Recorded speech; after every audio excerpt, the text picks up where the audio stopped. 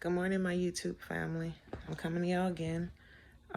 It's been a long night. I haven't slept like hardly at all. About 30 minutes here, 30 minutes there, just on and off, broken rest. Of course, because I told y'all last week that I have a new baby and he requires a lot of time and attention. So, of course, y'all probably hear him in the background. But today I'm coming to y'all with a video.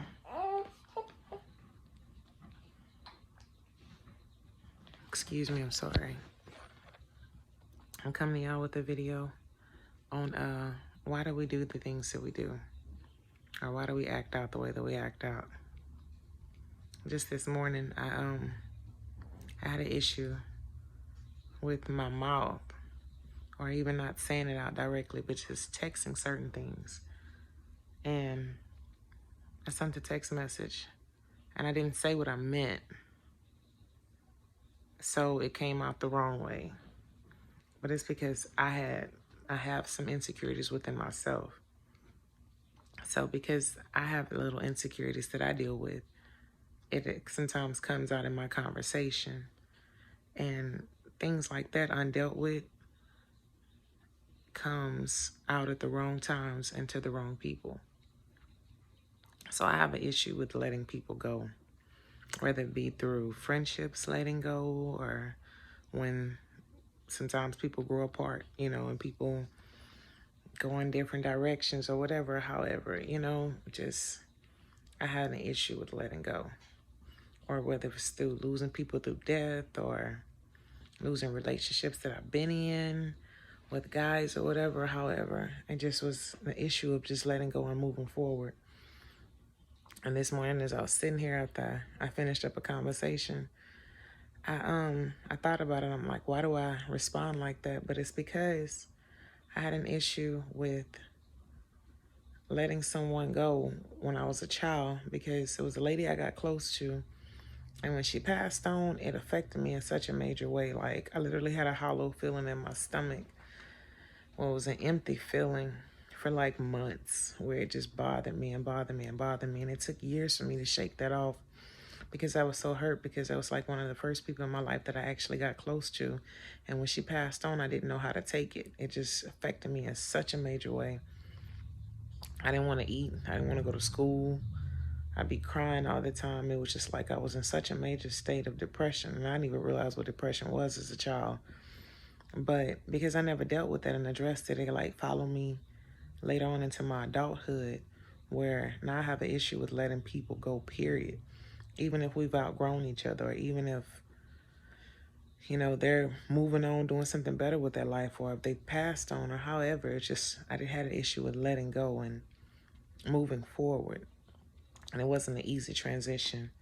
So, of course, it comes out, and I'm kind of fearful about letting people go. So I would hold on a little too long, or hold on to habits, hold on to people, hold on to the wrong relationships, because I'm thinking if I let it go, I'm going to lose something, or I'm losing some part of me, or, how they call it, hoarding.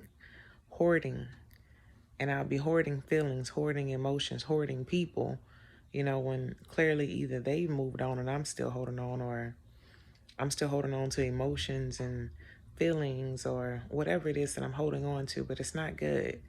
And it would affect me in a major way, because all this stuff is building up inside of my heart, and all this stuff is building up inside of me, period. And I'm wondering why I can't get a breakthrough, or I can't move forward, or I can only go so high. And it's because I still have all this unnecessary stuff inside of me that needs to be let go of.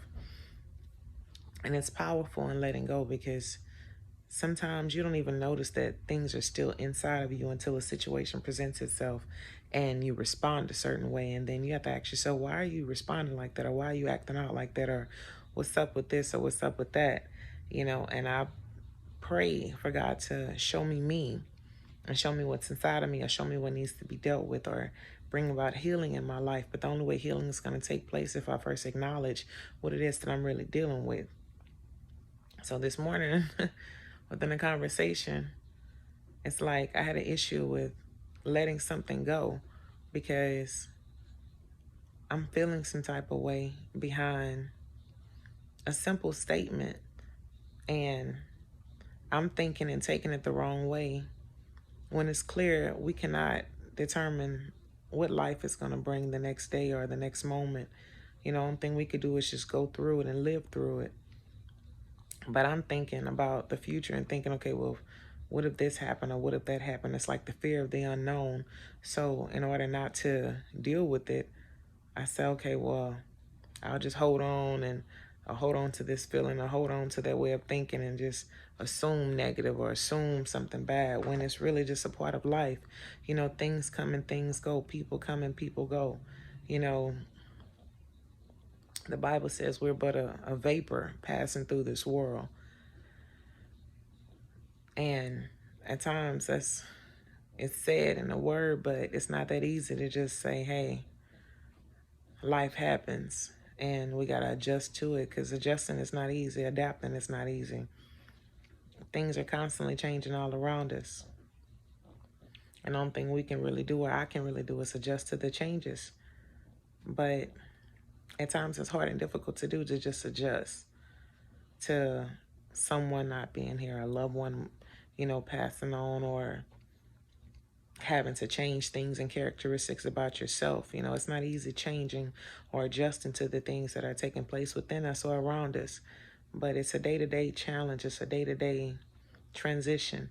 And in the transition, I'm learning that it is what you make of it. Either we could choose to accept the things that we know we need to change about ourselves, or we can ignore them and deny them and act like it's not there, or like it's not an issue, and then it just becomes a bigger issue later on. So I'm learning how to deal with Natalie, deal with the things that I have issues with, and not try to point the finger at someone else or expect them to deal with the things that I have going on inside of me, because I'm the only one that can fix it. I'm the only one that can change it. Change starts from within. So I encourage you, you know, if there are things that you're dealing with, or things that you haven't addressed, or, you know, you could be having a conversation with somebody and all of a sudden you just snap and go off, you know, taking things the wrong way, or not fully listening to the whole conversation. Maybe there's something inwardly that you're have suppressed down so much and you never dealt with, and now it's just coming out at the wrong time, at the wrong moment, and at the wrong people, you know, and that can ruin relationships if you don't ever deal with it, or that can bring unnecessary confusion in relationships. And it's truly my intentions to have graceful relationships, like I just saw on the TV. God will give you grace to have a relationship. God will give you grace to deal with people. God will give people grace to deal with you. Because none of us are perfect, and we all have our different things that we deal with, but it's how we deal with them. So I'm learning how to have grace in the midst of my relationships, and not just pick and choose what I choose to deal with, or pick and choose what I choose to address within me. But as God brings it up, address it and deal with it and pray about it. Because truly, prayer changes things. And we can't do it on our own. If we could do it on our own, there would be no need for God. If we can change on our own, there'd be no need for people around us to bring certain things up when it is an issue. So we really need God in this present time. I know I need him, because if I don't have him, I'll make a lot of mistakes. I've made a lot of mistakes. At times in life, I would keep people at a distance. For years of my life, I've kept people at a distance. And I would never let people get close to me, because I was so afraid of losing people. So I would just only let them in so far. I would only let them have parts of me, pieces of me, but never all of me. Because I felt like if I let them in past a certain point, then I risked the opportunity of I risked the chance of being hurt. And hurt and pain, from what God told me this morning, are a part of life. Hurt and pain are a part of growth. Hurt and pain are a part of the process. Without hurt, without pain, you'll never mature to that level that God has us to mature to. So I would keep people out. I would never let them in my heart, or in or close to me, or in my circle, because I was afraid of, if anything would happen, then I have to deal with that. So it's like I never wanted to deal with it. So it was easier for me to just keep them away. So I never had to deal with that, because it went back to that pain that I experienced as a child when this lady that I was very, very close to me passed away. So it's like mentally in my mind as a child, I made up what made up in my mind to myself that I'm gonna keep people at a distance.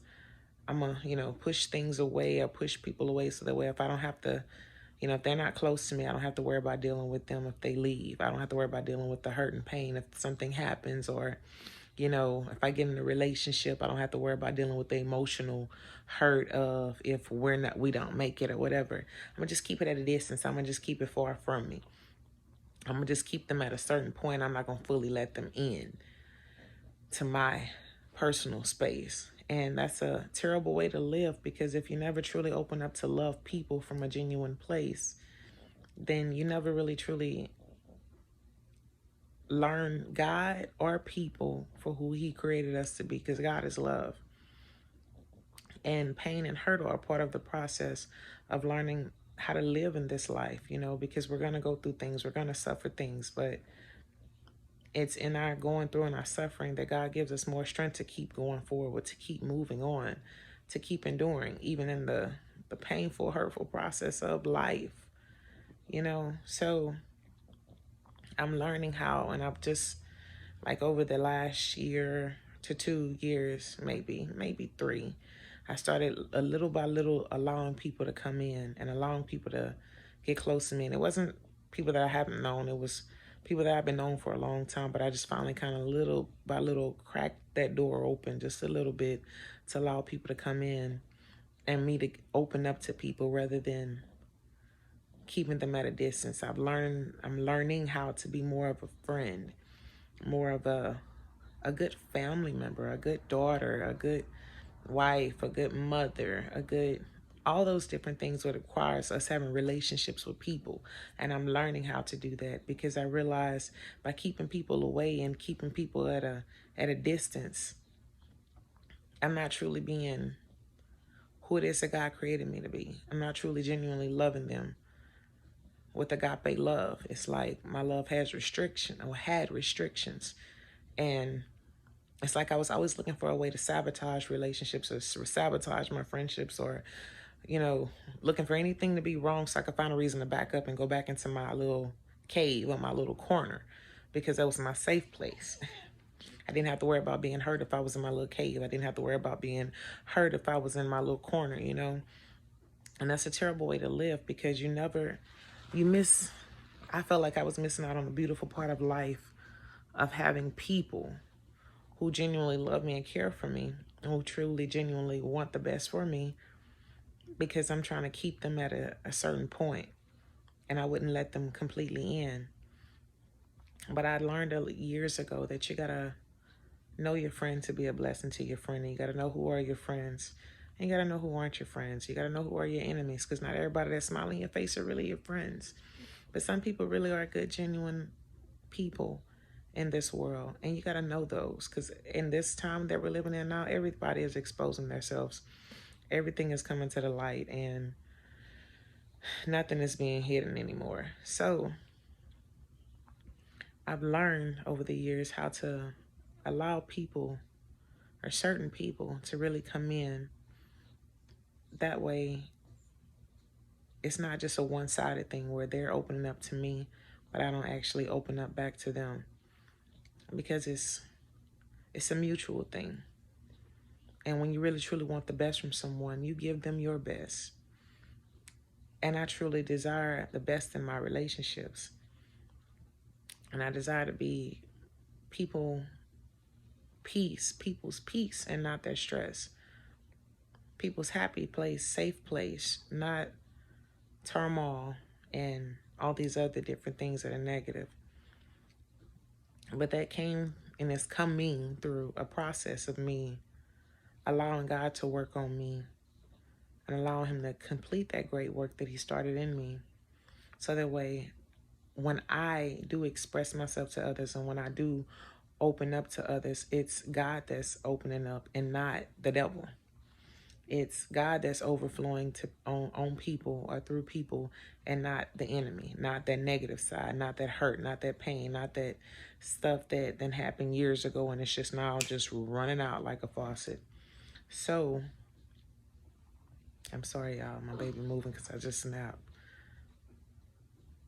Any little sound, he's squirming. But it's in that I'm learning. A wise woman keeps her words, but a foolish woman just spew out of her mouth, out of her heart, because out of the abundance of the heart, the mouth speaks, or the fingers text. Because my thing is texting sometimes. Sometimes I'll text the wrong things, and I'm sorry.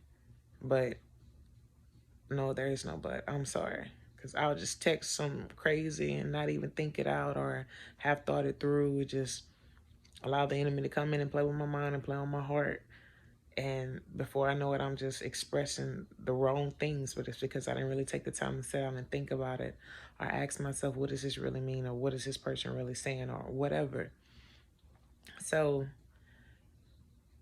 we're in a time and season where we got to guard our heart, but at the same time, not have a brick wall up, or we can't let anyone or anything in, because God truly works through people. He works through conversations. He works through TV. He works through anything. He speaks through any and everything if we're just listening. So I don't know why I do certain things the way I do, but I'm starting to learn that a lot of it has a lot to do with my heart posture and how I look at a thing, how I listen to a thing. Because a lot of times I'm looking at it, but I'm not really seeing what I'm looking at. Matthew 13:13. I'm listening, but I'm not really hearing. So a lot of times I'll speculate something or assume something based on parts of a conversation that I got or pieces of a conversation I got, and not the full thing. So on today, I encourage you to think about why you do certain things that you do and why you act out in certain ways, or what is it inside your heart and your spirit or your soul that needs to be addressed and dealt with. Because if we don't deal with those things are going to deal with us. And the purest form of love and the purest form of God is the first love of yourself. And the Bible says, let a man examine himself. That means take some self-notice and see what it is that's inside you or inside me that needs to be corrected and dealt with.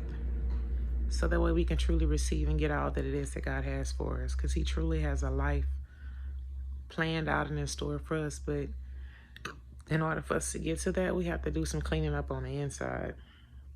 Even before he even comes back to get us, there's some work that has to be done inwardly that'll show outwardly. And I can't just talk about it. I can't just read the word and not actually walk it out. Or say I love God, but yet my actions are so far from godly. All that has a big part to play in it. So if you ever stop and ask yourself, man, why am I doing this? Why did I say that? Why am I thinking this way? Or why am I tripping? You know, it's because something in you, your conscience, your spirit man is saying, hey, that needs some work. Hey, you might need to check that. Or hey, why are you doing this? Or what even triggered that? You know, all that matters. So I encourage y'all to do a little self-awareness. Take some self-notice like I'm doing. And I'm not saying you're me, because I'm not you, but I know we all desire to be better every day and be our best and work towards our best. So think about it. And if I've said anything on here that, you know, would encourage you or inspire you to be better, or would encourage you or inspire you to look inwardly, hit that subscribe button.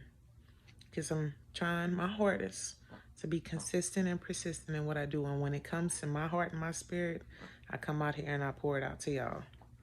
So I just want to let you know I love y'all. Don't give up. Keep pushing. You're not going to get it right every single time, and don't expect to get it right every single time. But just know when you fall down and when you make mistakes or you mess up, that's an opportunity for you to learn from it and do something different with it and be better from it. So I love you. Just know it's not over. This is not the end of the road. This is just the beginning. And there's nothing that you can't do if you put your mind to it. Because we can do all things through Christ who strengthens us. And even when we're weak, he is strong in us. So we don't have to have it all together. We just have to be working towards being better. I love you. Have a good one. Happy Monday to you. Keep pressing. Later.